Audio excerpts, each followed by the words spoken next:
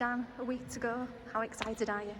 Yeah, it's so good to have the finish line of the start line in sight. I guess it's been a long build-up for us, even before pre-season started, get everything organised and set up. So, yeah, we're really excited. Every session counts here on in, and it will for the rest of the season. But today, for the first time, to have the full squad together was quite a luxury. Actually, there's a lot of people here, which is quite overwhelming for everyone. But no, we're excited, and I think building nicely, and yeah, absolutely a work in progress. But happy with how things are placed.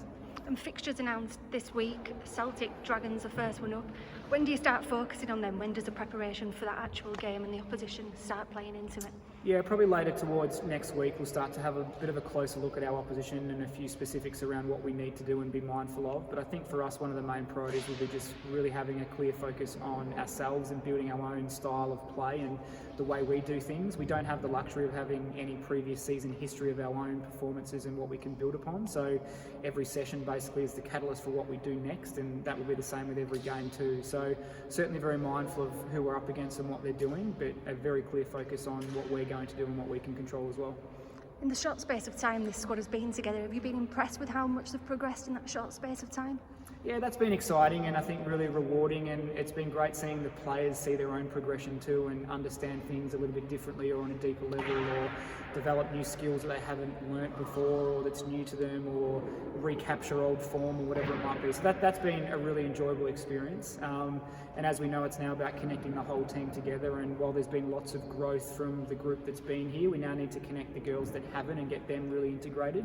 So there's always a bit of trial and error, and it can be a bit clunky at times with that type of transition. But overall, the development's been really positive, and that's a measure of success for us for this year, is how well we can develop as a group, and can we keep improving week to week, game to game, collectively as a team, but also the individuals involved in it, which is really important as well. And picking that team, that first team who's going to play, will that be tricky or? Yeah, I think so. Look, I'm really glad that there's back to teams of 12. I think in the way the league's going to go in terms of pretty fast and ferocious and back-to-back games, we really need to manage player loads. And one thing we've really tried to do in this pre-season is ensure that all 14 athletes are capable of getting out there and playing a role and contributing. And I'm pretty pleased with the standard across the board. And so, yeah, selection each week will be tough, as it should be. And I want every player fighting for a spot on the court and wanting to make a contribution, no matter whether they're the oldest, youngest, most experienced or least experienced. It's all about performance, and we're hoping that competitive nature within the group holds us in good stead. Some disappointing news this week. Maddie Brown's unable to join us this season, but the right decision for her and the club.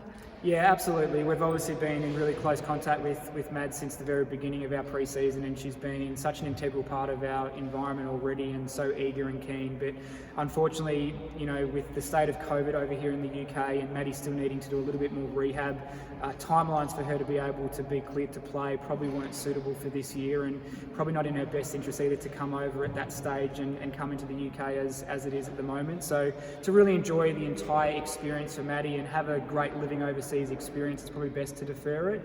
And so we all kind of made the decision together, and I'm quite happy with where things are placed, and probably even more pleased with Maddie's desire to really want to stay connected and involved in the team, which really shows the level of her class and professionalism. And she's already been getting around the girls and has been a really influential figure already. So that will continue, and we look forward to seeing her over here in Leeds when the time is right.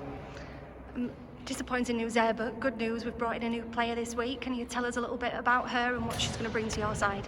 Yeah, Twainy Keenan joins our group as our 14th player to replace Maddie for 2021, and she's a really seasoned Super League campaigner, played for a number of different franchises. I've seen her do some incredible stuff against some of the best goal shooters in the league, to be honest, and while we need to give her a bit more time to recapture some of her great form, I think she's going to be a great addition to our defence end.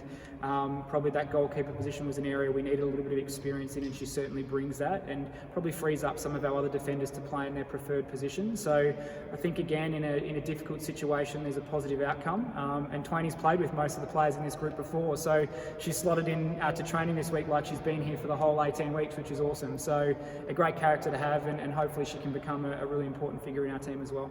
And just finally, it was announced that all the games will be played behind closed doors, which is disappointing for the team, for the fans and the team who want to play in front of a crowd, and the new fans who want to see this this new club.